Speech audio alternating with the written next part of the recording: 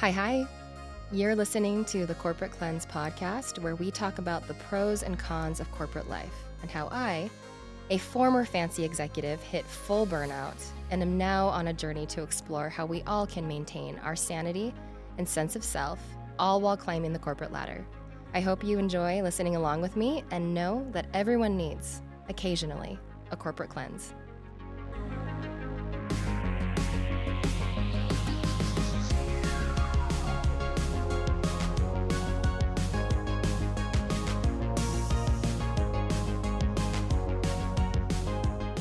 Today, I thought we'd do kind of an informal Q&A. Over the last couple of months, I've gotten just a sprinkling of questions.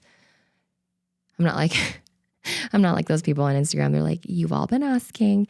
I've gotten just like a small amount of questions, a fair amount of questions that I want to talk through because I think they're such good questions and I want to kind of pick my way through them. So, first question. In a last episode, I talked about interview tips. So somebody said, how do you nail your about me? In a recent episode about handling rejection and tips for the job hunt, I again recommended to nail your tell me about yourself. When somebody asks you, tell me about yourself.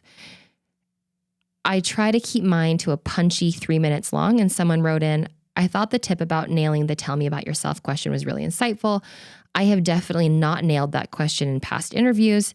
I was wondering if you had suggested outlines for formulating this response. Great question. Again, I cannot stress how important it is to nail this question, especially if you're interviewing. Going off the cuff, I never recommend because you can either ramble or it won't touch on all the pieces that you want. So having this at least be kind of a canned response, I think has really helped me. How I typically do it is, one, I don't go through my whole resume. I think when I sometimes ask people this question in interviews, they're like, okay, well, 14 years ago I started, and I'm like, oh boy, I have your resume. I've looked at it. You don't need to walk me through. So don't go through your whole resume. Don't start at the beginning and talk about your roles. I typically start with like something like how I either started in the industry, how I started, why I made the job switch, kind of like the starting point. Then I talk a little bit about my progression through maybe that first role, and then what I've recently been working on and sort of what my specialty is in learning that. So mine is roughly, I started in tech 13 years ago, back when tech was growing up in Utah. I started at Qualtrics. I was employee number 40, and I kind of grew up with the company. I did everything from customer marketing to customer success to renewal billing to finance to accounts receivable, and kind of learned a more holistic view of the business.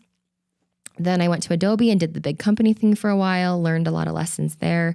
And then most recently, I've been working with vertical SaaS companies that have started as one thing for one type of customer and are now evolving to be many things for many types of customers. And I typically join those companies to run marketing and strategy of how to tell that story and how to align go-to-market tactics internally. So I kind of figure out what my story is. It's still a little bit, sequential. Like I still tell a little bit of that story, but I don't go through every single job that I've had, how long I was there, what my role was, but figure out sort of what your story is of like what you're specializing in, how you got started in the industry, and maybe 2 to 3 big wins. I would start there. Another question. How can companies say they have budget cuts to us as employees because times are tough, and then we aren't allowed to say we live in a time where the cost of living is eating us alive in salary negotiations? And this question was followed up with more context about the company not giving raises, quoting the macroeconomic environment, budget cuts, and layoffs, and then seeing another employee get a raise and a promotion. how do we reconcile my advice? You have to be likable to get a raise while still holding companies accountable. That was kind of the question. And my response to this question was, you don't. Simple answer. You don't get a raise and hold the company accountable in the same breath. Like, I have never seen this as successful, where somebody goes to ask for a raise because so-and-so got a raise, right? Like, and I hate that. I hate that because it is unfair. It is unfair that the company can quote financial hardship when you're specifically asking, and then you see, other employees get raises. Like, that's a really tough injustice that can really create a lot of resentment and can really affect your ability to perform and engage with your job. But what I'll say here is, if you're trying to get a raise, always anchor it in your performance. Always. You cannot anchor it in cost of living is high, I'm buying a house, so-and-so got a raise. Like, you cannot. That'll turn off your hiring manager or your manager so quickly, and kind of set you in opposition of the company and of the manager. And that, at the end of the day, your manager's having to go to bat for you and to negotiate a raise for you out of probably realistically a meager budget. Most companies are having some really tough budget cuts right now just to stay afloat. So you don't want to set yourself in opposition of that. I say, no matter what, always anchor your raise request in your performance. In the scope of the scope of my role has increased, and I'd love to get my salary to reflect that added contribution. I'm really dedicated to the company's mission, and I would love to discuss a future path for promotion and to increase my earning potential here because I'm so passionate about the mission. Like, anchor it in your performance no matter what. And then I would say, if there is a pretty large injustice, like you're all being told no raises and then somebody got a raise, like you need to look deep down in yourself if that's a battle you want to fight. Like, I always look at it like this. If you can put it on your shelf, right? Everyone has a shelf of like, okay, I'm going to put that on my shelf. We're going to leave it alone and I'm going to keep doing my job. And we all have a shelf. No company is perfect. No manager is perfect. No leadership is perfect. You have a shelf of things that you were like, that didn't seem right. I don't love that, but I'm going to stay at this job because X, Y, and Z is good. I'm getting paid. I like it. Put it on the shelf. If you have something that will not stay on the shelf, that will keep flying off and create so much resentment in you, and that you bring it up to other coworkers, you can't stop talking about it to your therapist and your partner, like, you probably need to bring that up. You do. And that's going to be a hard conversation. But I've seen this framed as like, okay, I have expressed my interest in wanting to progress in this company. Haven't had, the luck that I was expecting with that. My peer at another group got a promotion and a raise.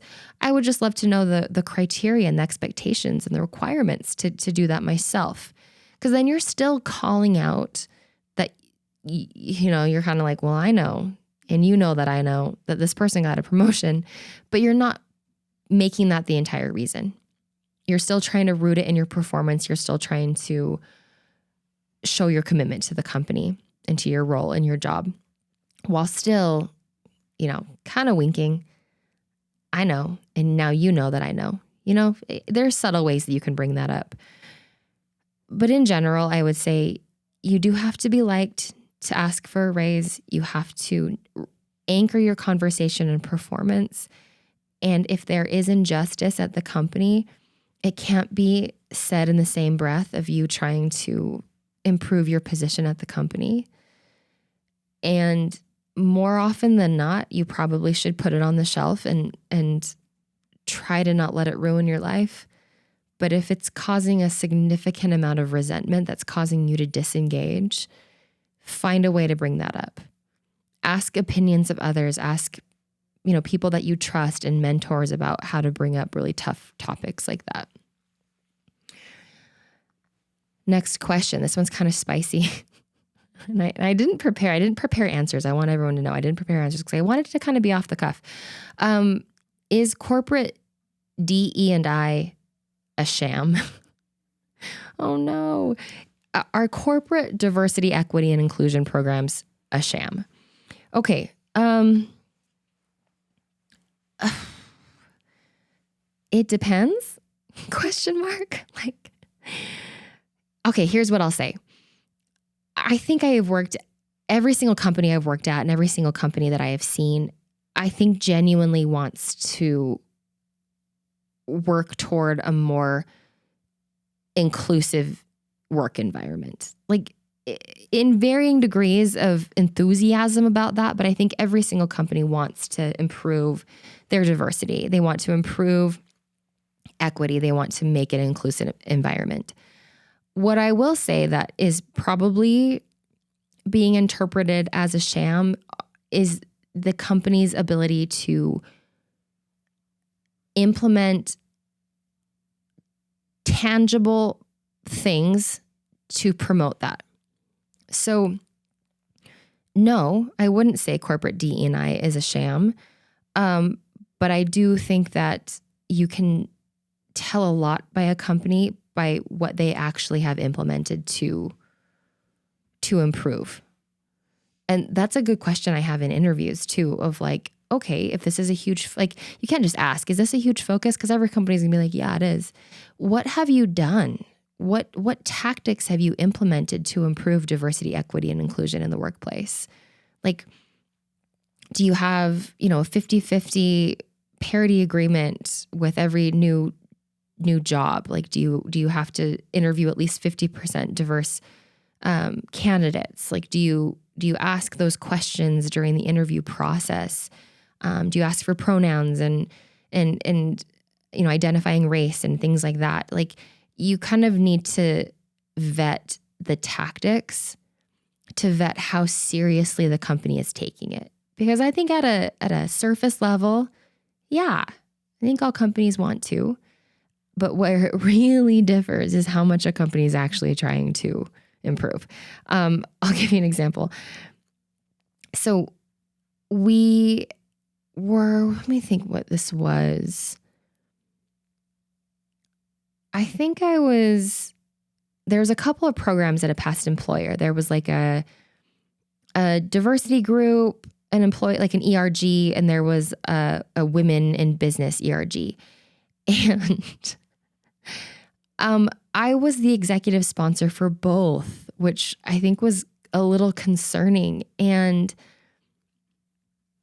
I think an executive sponsor is a great step, but whether I was just on those calls, just going rah, rah, rah, I believe in all of this, or I was actually taking their feedback and their requests to the broader leadership team to get things pushed through, that's a big difference. There's a big gap there. And I don't know. I feel like that's just something to vet for. If this is something that's really important to you in the workplace, I would ask really specific questions about tactics that have been implemented to gauge whether it's a sham. And I'm not going to say sham, but to guess whether it is for optics and a hope of DE&I, or if it's actually a company resourced, budgeted priority. Those are the kind of camps that I would put those programs in. It's either a dearest wish to have better diversity, equity, inclusion, or it's actually a line item on the company's budget. Okay, next question. Okay, so somebody talked about the episode we did about dealing with toxic leadership. And the question is, I'd love to hear a podcast on how to better interview your next boss and team to better avoid toxic behaviors. Great question.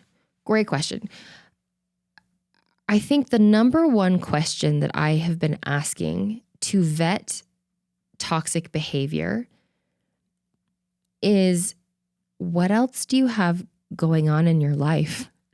And I don't ask that like that, but the types of questions that I'm asking are basically, is this job your whole life? Because none of us want to work with those people. The most toxic people that I've worked with, their job is their entire life, meaning it's their entire identity. And so when you go to bat with them, you're not going to bat about their ideas or just their work product. You're going to bat with their identity, their sense of self. And that's a scary battle to find yourself in. You're like put in this gladiator ring and you're like, I'm fighting for $4 over there, and this guy's fighting for his life. Like, stakes are different. And that's how I kind of think about why toxic environments happen, because the stakes are different. You're playing for different things. When I'm like, hey, man, this is work. I'm going to get drinks after work with my girlfriends, but you're gonna stay here and like sleep here and just think about work. Like, we're playing with two different decks of cards, you know? So ask some questions about what else they have going on in their life. This is a really good tip just in general, like especially for relationships. So much of how I think about my work environment is like based off of relationship advice I've gotten in therapy and from like the Gottman Institute. It's like, no one wants to be married to somebody where you are everything to that person. You know? Like that amount of codependency is just a recipe for disaster. Like, if you're a well-rounded human and you have tons of hobbies, but that person's whole life and hobby is you, that's going to create some tough dynamics. When you enter conflict. So vetting partners, vetting jobs, what else does this person have going on in their life? What else are they passionate about? What else are they trying to learn? Are they trying to learn pottery? Do they love mountain biking? Do they love their kids? Do they go camping? And like, you have to be careful on that one, right? It's like everybody could be like, oh, I love my family. And I'm like, but are you the person that's checking email and like hauling like, I don't know, internet while you're camping so that you can stay checked in? You know, that probably isn't somebody that has a lot going on in life. It's somebody who's just going through the motions because all they care about is their job. So like, you have to get a little specific there. The next question I really like to ask is, how do you manage your time? Like, I'll ask a prospective manager, how do you manage your time? What does a typical day look like for you? How do you block time? I will say, if the answer is, oh, you know, my day is just so crazy, whatever comes at me, like my day is usually packed, that's a huge red flag for me, because you know what that means? They aren't drawing any boundaries in the workplace. They have zero boundaries. And guess how many boundaries you're going to be able to hold with that person? Zero boundaries. So getting a sense of what your manager's boundaries are will help you get a better sense of how likely you are to be able to hold healthy boundaries, right? Like, if your manager constantly is just taking whatever comes and not prioritizing, not saying no, not blocking out any time on their calendar, you likely will follow suit. But in contrast, if your manager is like, okay, well, usually, you know, my day ends at 2 p.m. because I have to pick up my daughter from school. Then I log back in at 4, but you know, that time is blocked for transit and usually we get some lunch. Like, that will give you a sense of how likely you will be able to say the same thing. You've got a doctor's appointment, you've got other things going on in your life. And how well does that person prioritize those other things going in their life? Because especially early in my career, as I was like an individual contributor, your manager is supposed to hold boundaries for you. Like, that's their whole job, is to manage up so that you can get your job done. So they should be experts at boundaries. So take some time. Take some time to vet boundaries. Oh, I have to tell a story about that first thing, about what else do you have going on in your life, okay? I had this coworker, and he really was lovely, but like the codependency was definitely there because there wasn't really something else going on in his life. It was just work and coworkers. And this is where it can get a little toxic too, like how coworkers can get a little toxic if they don't have other things going on, because then all of their connection is going to be like they rely on you for all their connection. Like that's the coworker that's constantly asking you to go to drinks after work every day and to like just knows way too much about your life and also wants you to know way too much about their life. Like that level of codependency also is pretty toxic in my mind. I had this coworker that had a birthday and was going to go out to a bar and like wrote in Slack about it. And it wasn't just like a, hey everyone, my birthday's tomorrow. Like I'm going to meet at this place. Like would love for you all to go. They instead wrote this kind of slightly threatening note in Slack. And I remember reading it like quickly. And then I took a double take. I was like, is he threatening my life and my children? It was something like, come, if you can't, don't make up some like stupid excuse of why you can't. And also don't really expect something from me in the future if you have to come to me for something that I won't be able to follow through on because you don't come to drinks with me. And I was like, oh no. Now you're like, now I have to go because I don't know what this person's capable of. So that question of like, what else do you have going on in your life? I think vets out a lot of scary codependency, right? Like I want to have a healthy relationship with my coworkers and my colleagues, but they're not my entire life. You know, like I have other circles of friends and people in my life that you don't have to know everything about me and vice versa. Okay, I'm still thinking about that Slack message. I should find it. I feel like I will try to find it so that I can quote it in the next episode because it's just funny now that I think back on it. Like my eyes just got big. It's like one of those Jim from The Office moments where you read it and then you look at the camera and you're just like, because it's like a Dwight. It's like what Dwight would write in a Slack message if his birthday was happening. Anyway. Okay. Next question. It'd be great to hear how the climb impacts relationships outside of work, how you've navigated trying to maintain balance, grow your relationships.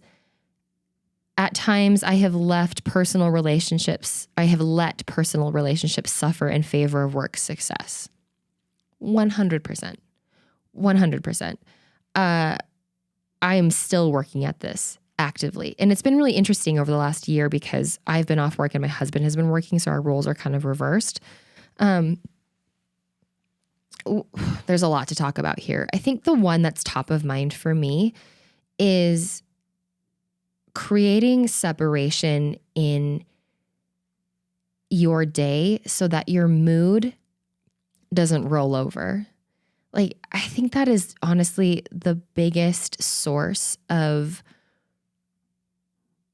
detriment to a relationship is allowing the worlds to blend a little bit too much. And yes, like it's been a little bit of like, okay, you spend too much time at work and not enough time with me. Like those are like simplistic things that can happen as you're climbing. But I think more so for me, what I've seen is I have a really shitty day at work. I'm really stressed. And then I go immediately into a conversation with my partner about how we're going to spend the night. And he didn't ask to be brought into that.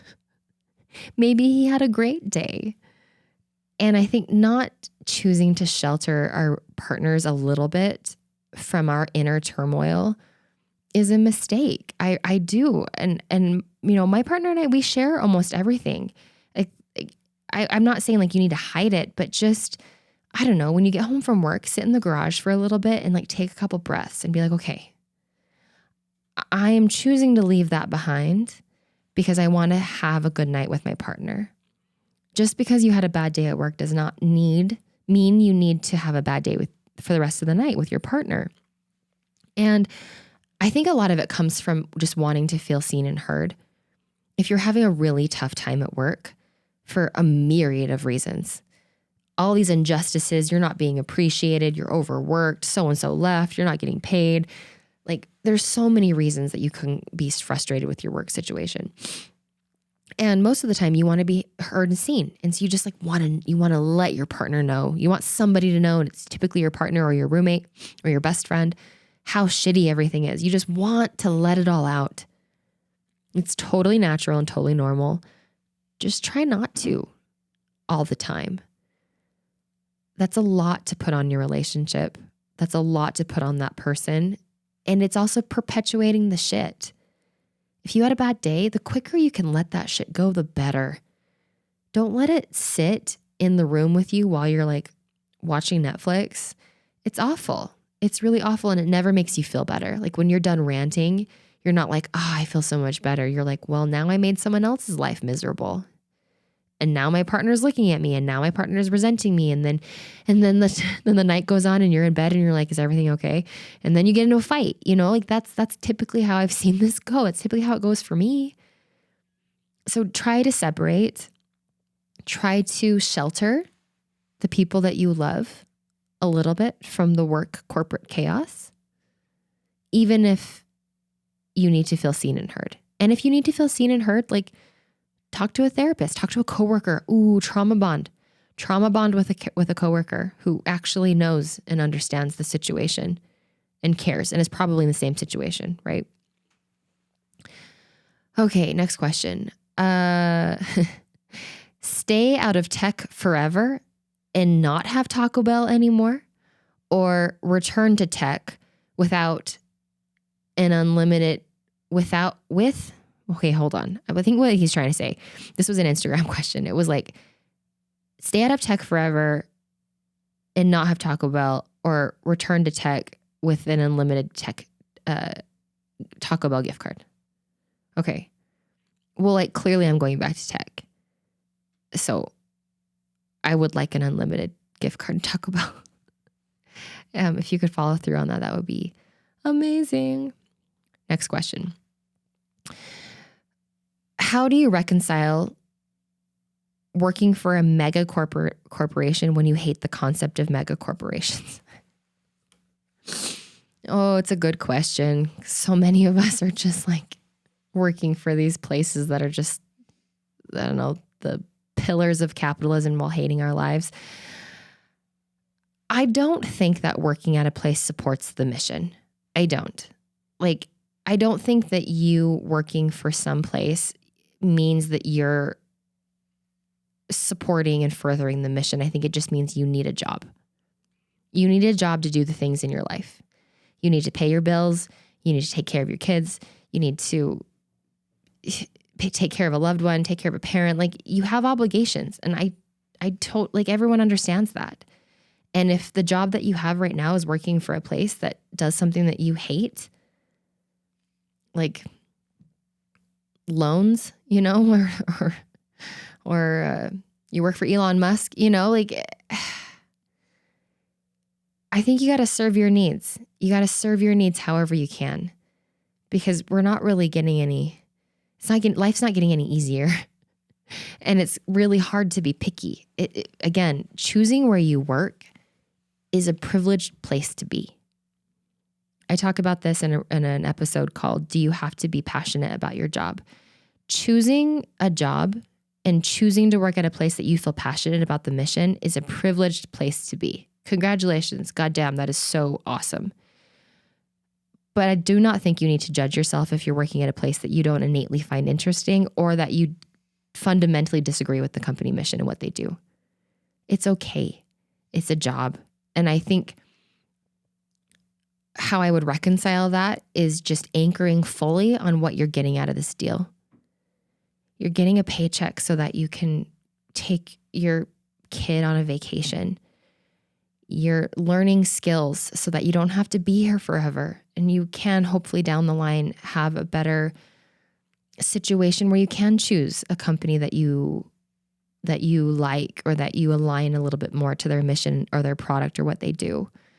Like, just focus on what you're getting out of it. And that's okay. Like, if anyone's judging you for that, like, fuck them. Your life is your life, and you've got to figure out how to make it work. And sometimes that means working for mega corporations. My favorite example of this, I have some friends. I have a friend that works for a contractor for the LDS church. And I just think it's funny because they just use that money to buy recreational drugs. money from the church. And because it's like, you know what? It's money. It's money. And you need that to do life. You do. And I don't think there is anything wrong with just focusing on serving your needs, I guess. I actually think about this a lot when people ask about like how I feel about sometimes being targeted for jobs based on my race and my gender, like being sort of the diversity or the token hire. Like, how do you feel about that? Knowing that you're not being chosen necessarily for your skills or whatever, you're just being chosen for how you look, And like for a while there, I was so stubborn about it. I was just like, no, never. I only want to be given jobs based on my skill set. And now I'm kind of like, well, fuck yeah, I'll take it. Like, I'll take it. Like, who am I? Who am I to be picky about the things that come to me in life?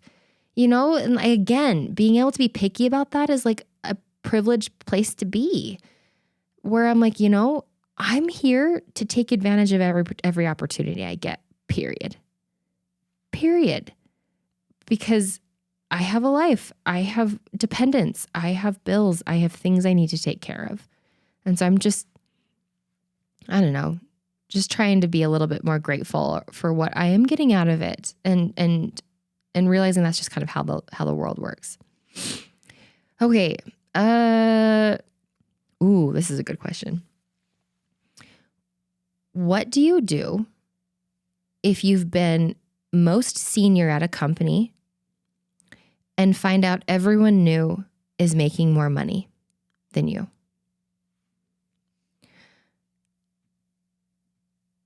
Honestly, this happens a lot. Like, everyone knows that if you're learning to make more money, like meaningfully more money, oftentimes the best route is to jump to another company, because the company that you're at, depending on the maturity level and the size and all that, has really specific pay bump guidelines and restrictions. Like, well, we can't give you all of that. Even though you're being like grossly underpaid, we can't give you a 20K bump. Like, that would be crazy. And so you're regulated, your performance is capped at what the company deems is fair. Whereas you join a new company and that new company is just like, we don't have any idea of what you're making, so here's this. So oftentimes you will be paid less over 10 years if you stay at the same company. That's just it. And there's a couple of people I think that are trying to fix this. Like, I had a manager once that no matter how much it was like, you're getting grossly underpaid, we're going to get you up to here. No matter how much it was. I did this for an employee too, that I found that she was making significantly less than her peer.